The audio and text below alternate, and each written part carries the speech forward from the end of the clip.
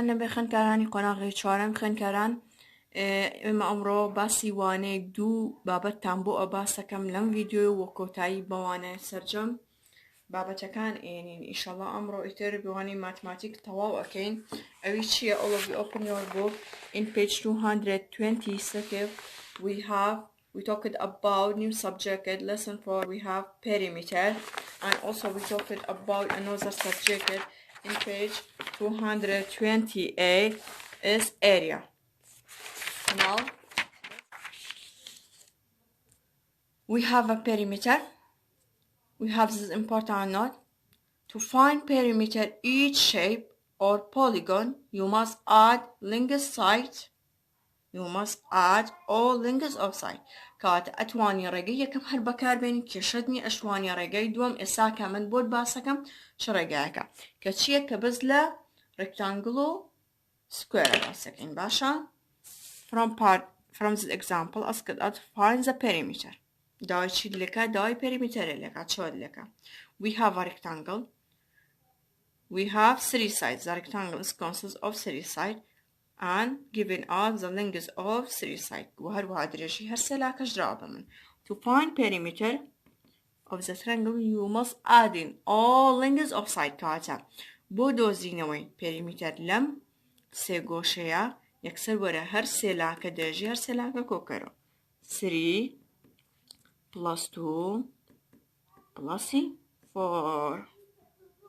3 plus 2 5.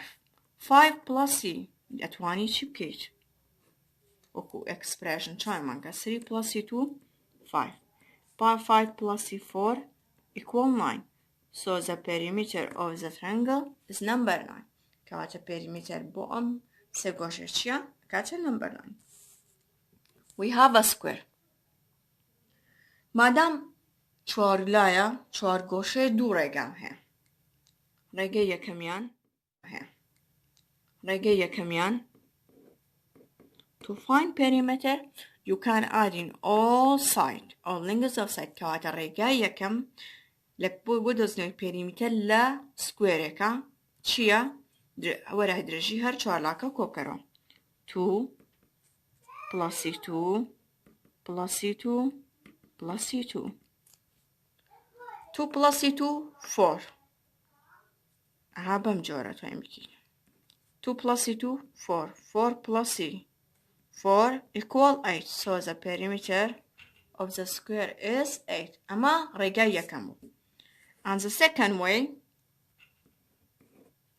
ورجاي دوم تشكم باش we have which side of the square إما چند لامان هيا لا چوار گوشه 4 چوار لامان هيا ويا لا چوار گوشه بەتەنها درێژیەک لای وەرگری لەبەرەی لە چوار گۆشەیە هەر چوار لاکەی ئیکۆڵن سایدەکانی. From the square all sides are congruent. کاتە لە چوار گۆشەیە لە چوار لایە هەر چوار سایدەکەی چە کۆنگرێنتن ئیکۆڵن ئەگەرم دوو بێ ئەبێمیش دوو بێ ئەبێویش دوو بێ ئەبێویش دوو بێ ئەگەرم سێ بێ مەرجە هەمووی سێ بێت. کەواتە چەند لام هەیە لە چوار گۆشەیە چوار. مالتیپلای چی ئەکەم؟ مالتیپلای باش مادام چوار لام هەیە بەتەنها درێژیەک لا وەرگرە چەنە دوو کاتە 4 multiply 2 کە مەچۆ 4 multiply 2 چەنەکە equal 8 ئاها چەند ئاسان بوو ئەتوانی لە جیاتەوەی هەمووی بنووسیتەوە کۆکیتەوە ئەڵێ چەند لام هەیە لە ئەمە لە سکوێرە چوار لەبەری هەوردموو لاکەم و سایدەکان کۆنگرێنتن بەتەنها درێژی یەک سایدیان وەرگرە کە چەنە دووە 4 multiply 2 equal 8 بەم جۆرە. From part C we have a rectangle. Because we have a rectangle all by the same part B we have two ways to find perimeter. لبرابوي من شيم هي rectangle كمان بهما شو دورة جنب بدوزنوي perimeter. The first way to find perimeter you can add in the lengths of side. كاته كم مرة قاعد توانم بهم درجي هر مولا كان كوكمو 3 plus 5 plus 5 plus 3 plus 5 3 plus 5 plus 3 plus 5 باش وەک پێم وتی ئەتوانی چی بکەیت بەم جۆرە بیکەی 3 plus 5 equal 8. 3 plus C5 equal 8. 8 plus C8 equal 16. So the perimeter of the rectangle is 16. كاتبة مجرد. وين رجعي دوام. The second way. By this side is called lingus. Right from the triangle. By this another side is called lingus. From the triangle, always the lingus are congruent. كاتلا لاكشا lingus كان شين congruent يكسانا. And by this side is called width. And by another side is called width. So these two widths are congruent from the triangle.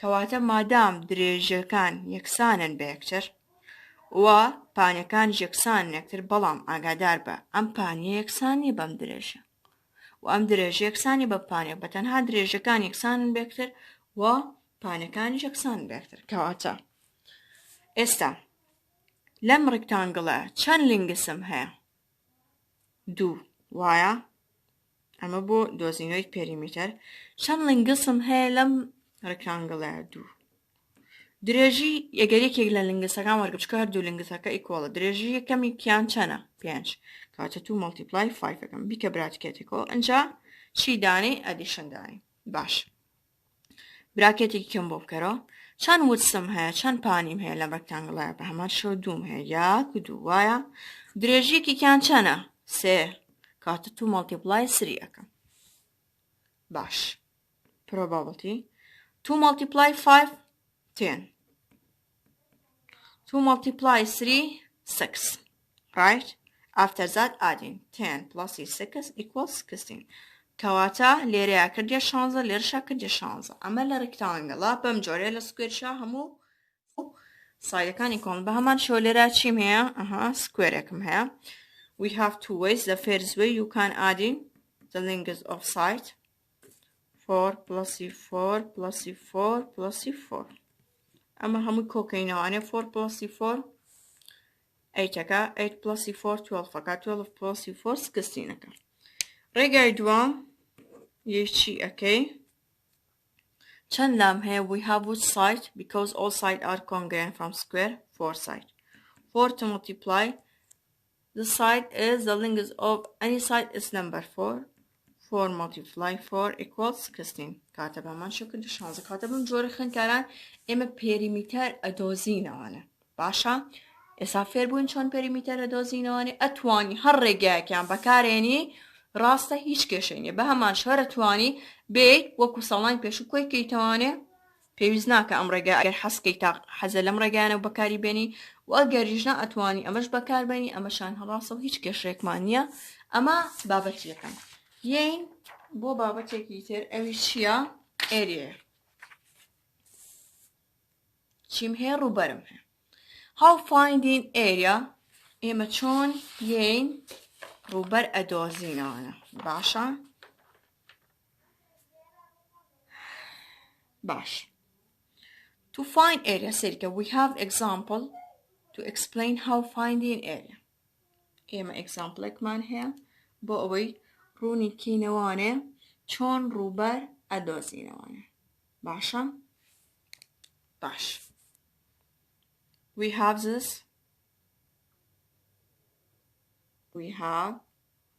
this rectangle اما اگر تو جاری که بینکی بکشینا چیه rectangle اکا باشا to find area rectangle is consists of lingus and width كواتا ام rectangle بيكات ولا چی لدرجی و پانی بوی من area بدوزمانه باش ابي مزام لنگسی ام rectangle چنه so to find lingus you must count each part كواتا بيبي سبن بيم ام part ام بشا count كم بيجمرم زانم لچم part ركاتو 1 2 3 so L is 3 and count by another part وأم بشش بشمرة 1 2 so width is 2 so area كواتا روبر چون دوزم عليهم یەکسەر وەرە ئەم دوانە مەڵتیپلای یەکترکە کەواتە کاوەنتی چی ئەەکەی بارە درێژەکە یەکەی لەگەڵ بارە بۆ هەر شەیپێک ئەداتێ تۆی کاونتنی چی ئەەکەی ئەم پارتە ئەەکەی لەگەڵ ئەم پارتەیە باشە ئەم پارتەم چەنە 3 مەڵتیپلای ئەم پارتەم چەنە 2 3 مەڵتیپلای 2 6 باشە part B we have a square count this part and another part پێویستە من کاونتی ئەم پارتەوە مەبکەم ئەمەم چەنە 1 2 بە هەمان شێوە ئەم پارتەم چەنە 1 2 کەواتە ئێریا ئەم پارتە چەند بوو 2 multiply ئەم پارتە چەنە 1 2 2 2 multiply 2 4 تێگەشتی بەم جۆرە خوێندکاران ئەها زۆر ئاسانە یەم بۆ ئەمە تۆ بێ ئەبێ کاوەنتی ئەم پارتە بکەی لەگەڵ ئەمە هەموو کاتێک بیکە بە یاسا کاوەنتی ئەم پارتەوە ئەمە بکە باشە 1 2 3 4 5 کەواتە بۆ دۆزینەوەی ئێریا ئەم پارتە چەندی کرد 1 2 3 4 5 multiply وەرە کاوەنتی ئەم پارتەشیکە 1 2 3 4 کەواتە multiply 4 یەکەم 5 multiply 4 equal 20 باشە بەم جۆرە خوێندکاران کەواتە تۆی کاوەنتی ئەماکی کاوەنتی ئەماکی ئەم بیستە چییە؟ ئەم بیستە ژمارەی سکوێرەکانە ها سیرکە لێرە کە لێرە منە بەرسە کەس دەرچووە چییە ژمارەی هەموو سکوێرەکانە ئەمە چەند ئەگەر هەمووی بژێن 1 2 3 4 5 6 ها 6 سکوێرمە کاتەمیش کردە چەند 6 ئەمە ئەگەر هەمووی بژمێنی پێکاتۆرە چەند سکوێر 1 2 3 4 کاتەمیش 4 یەم بۆ ئەمە چەنە 1 2 3 4 5 6 7 8 9 10 11 12 13 14 15 16 17 18 19 20 کردە 20 باڵێتەوە ئادەی بزانم ئەمە چۆن ئێرەی ئەمە دۆزینەوە you must count this part and another part this part is 1 2 2 multiply and another part is consists of 1 2 3 4 5 2 multiply 5 equal 10 now count it all square 1 2 3 4 5 6 7 8 9 10 so it's 10 کاتە بەم جۆرە خوێندکاران ئێمە ئێریا ئەدۆزینەوە و بابەتێکی زۆر ئاسانە خوێندکاران ئەمڕۆ هاتمە کۆتایی بابەتەکانی ئەمڕۆتان هیوادارم سوودتان لەبینی بێ ئەماوەیە و سەرکەوتوو بن خوێندکاران